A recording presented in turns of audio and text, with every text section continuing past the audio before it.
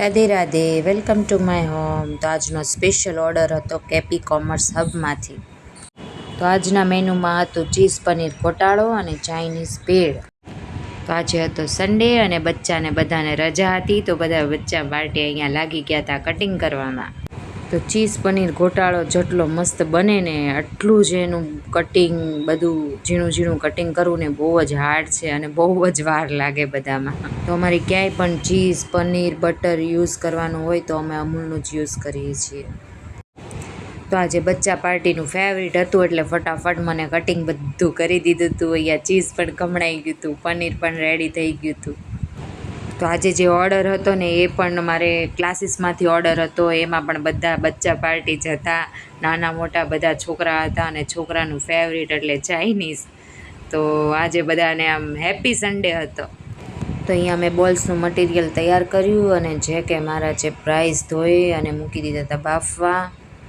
તો અમે અહીંયા બિરયાની રાઈસ યુઝ કરીએ છીએ. બિરયાની રાઈસ અલગથી આવે છે, જે બાસમતી રાઈસ કરતાં થોડોક લાંબો અને સ્વાદમાં પણ સારા હોય છે.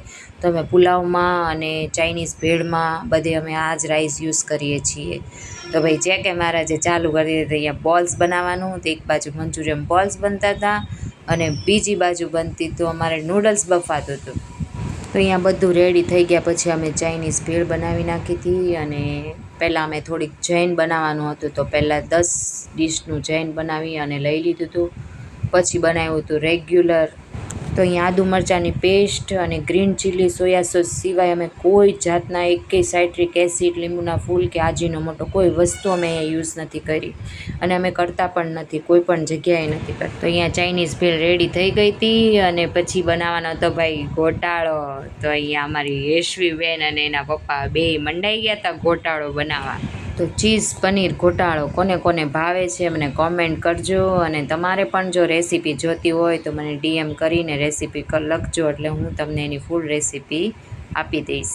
તો અહીંયા ફૂલ ચીઝ અને પનીરમાં ગોટાળો તૈયાર કરી દીધો તમારા જે કે મારા છે. તો આજનો ઓર્ડર હતો કેપી કોમર્સ હબમાંથી, જ્યાં સ્ટુડન્ટ બધાને જમાડવાના હતા.